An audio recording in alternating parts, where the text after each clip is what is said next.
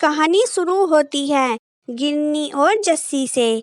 गिन्नी चिड़िया और जस्सी कबूतर दोनों अच्छे दोस्त थे।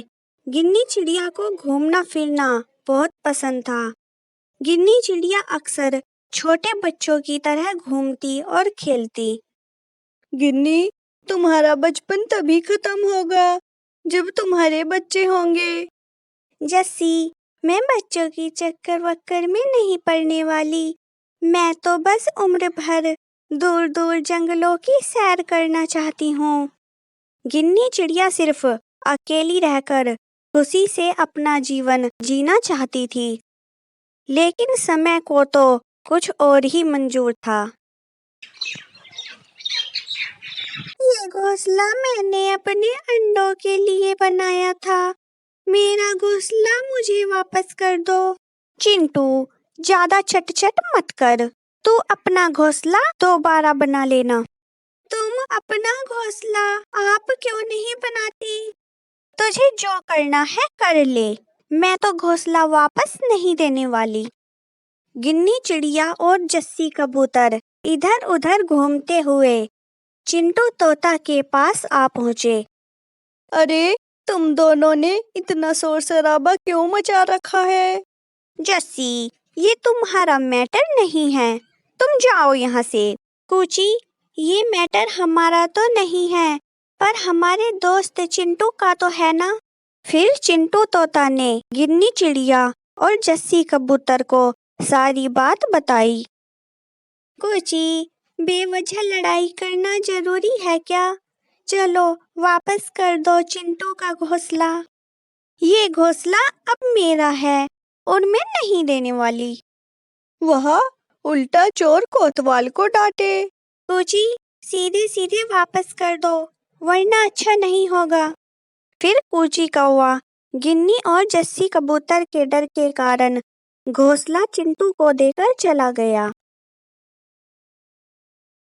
गिन्नी, तुम अपने आप को बहुत स्मार्ट समझती हो ना? देखना, एक दिन तुमसे अपना सारा बदला लूंगी।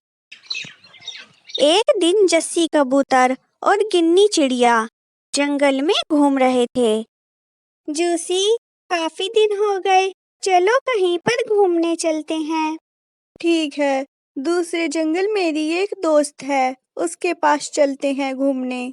हम कल सुबह तुम्हारे दोस्त के पास घूमने चलेंगे। अगले दिन गिन्नी चिड़िया और जस्सी कबूतर दूसरे जंगल घूमने के लिए चल दिए। शायद गिन्नी चिड़िया की जिंदगी इस यात्रा के बाद पूरी तरह बदलने वाली थी। कुछ समय बाद गिन्नी चिड़िया और जस्सी कबूतर अपनी मंजिल पर आ पहुंचे। गिन्नी, यह मेरी दोस्त का घर है, चलो अंदर चलो। जस्सी, कितने दिनों बाद मिले, कैसी हो तुम? चिंकी, मैं बहुत अच्छी हूँ। ये मेरे साथ मेरी दोस्त गिन्नी है। कुछ समय तक तीनों के बीच इसी तरह बातें होती रही। तभी चिंकी चिड़िया के पास दो बच्चे आए। मौसी, हम दोनों को भूख लगी है, कुछ खाने को दे दो। मनहूस बच्चों, तुम्हारा पेट है या कुआ? जब देखो खाना खाना खाना। चिंकी चिड़िया की बहन कुछ महीने पहले इस दुनिया से चल बसी थी। चिंकी चिड़िया अपनी बहन के बच्चों से बिल्कुल भी प्यार नहीं करती थी। चिंकी, मासूम बच्चों से बात करने का यह कौन सा तरीका है? अच्छा, अगर तुम्हें इन पर इतनी दया आ रही है तो अपने साथ क्यों नहीं ले जाती? गिन्नी चिड़िया चिंकी चिड़िया की बात सुनकर कुछ समय के लिए मौन हो गई। क्या हुआ? हो गई ना बोलती बंद? कोई किसी के बच्चों को नहीं पालता। बच्चों, इधर आओ, आज से मैं तुम्हारी मम्मा हूँ, चलो अपने घर। चिंकी, अब कभी भी इन बच्चों के पास आने की सोचना भी मत। गिन्नी और जस्सी बच्चों को अपने साथ लेकर आ गए। गिन्नी, तुम पक्का इन्हें अपने पास रखना चाहती हो? हाँ, अब तुम भी घर जाकर आराम करो। गिन्नी चिड़िया दोनों बच्चों के साथ खुशी खुशी रहने लगी। आज मेरे बच्चों को क्या खाना है? माँ, आज हमें मकई के दाने खाने हैं। मैं अभी अपने प्यारे बच्चों के लिए मकई के दाने लेकर आती हूँ। गिन्नी चिड़िया जंगल मकई के दाने लेने आ पहुंची। गिन्नी, मैं दूर जंगल घूमने के लिए जा रही हूँ, तुम भी साथ चलो। जस्सी, मैं अपने बच्चों को छोड़कर नहीं जा सकती, तुम जाओ। गिन्नी, तुम्हारी लाइफ पूरी चेंज हो गई। तुम्हें तो घूमना फिरना कितना पसंद था।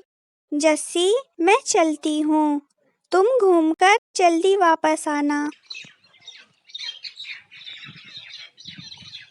वाह गिन्नी, तुमने साबित कर दिया, सब सौतेली माँ बुरी नहीं होती, तुम सबसे अच्छी माँ हो। गिन्नी चिड़िया अपने बच्चों के साथ खुशी खुशी अपना जीवन यापन कर रही थी। गिन्नी, अब तुमसे बदला लेने का टाइम आ चुका है। जब भी गिन्नी चिड़िया जंगल जाती तो कूची कौवा चुपके चुपके गिन्नी के बड़े बच्चे से मिलने लगी। आंटी, आप मेरी दोस्त हो? हाँ दोस्त बेटा, पर तुम ये बात अपनी मम्मा को मत बताना। धीरे धीरे समय बीतता गया और गिन्नी के दोनों बच्चे बड़े हो गए। जस्सी, समय कितनी जल्दी निकल गया, पता ही नहीं चला। मेरे दोनों बच्चे बड़े हो गए, लेकिन गिन्नी की जिंदगी में अभी भी बहुत कुछ बदलने वाला था। अरे, मेरी प्यारी दोस्त आ गई मुझसे मिलने। गिन्नी की बड़ी बेटी चोरी चोरी कूची आंटी से मिलने आती रहती थी। गिन्नी और जस्सी इस बारे में सब कुछ जानते थे। गिन्नी, तुम अपनी बेटी को समझाओ, कूची की संगत अच्छी नहीं है। जस्सी, मैंने इसे बहुत बार समझाने की कोशिश की, मगर ये मेरी बात सुनती ही नहीं। बेटा, तुम्हें मेरी बात समझ नहीं आती? कूची आंटी अच्छी नहीं है, वहां पर मत जाया करो। गिन्नी चिड़िया के डांटने के बाद उसकी बेटी गुस्से में दोबारा कूची कौवा के पास आ पहुंची। कूची कौवा ने इसी बात का फायदा उठाया और गिन्नी की बेटी को गिन्नी के खिलाफ भड़काने लगा। दोस्त बेटा, गिन्नी तो है ही बुरी। गिन्नी तुम्हारी मम्मा को जबरन मार के तुम्हें जबरन अपने साथ ले आई थी। क्या आंटी दोस्त, यह सच है?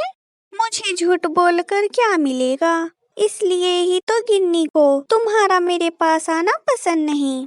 गिन्नी की बेटी गुस्से में अपनी माँ गिन्नी को ढूंढते हुई जंगल पहुंची और फिर गिन्नी के साथ उसकी बेटी ने वह किया जो उसने कभी सोचा भी नहीं था।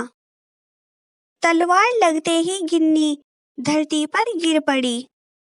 बेटा, बेटा, तुम्हें तो चोट नहीं लगी?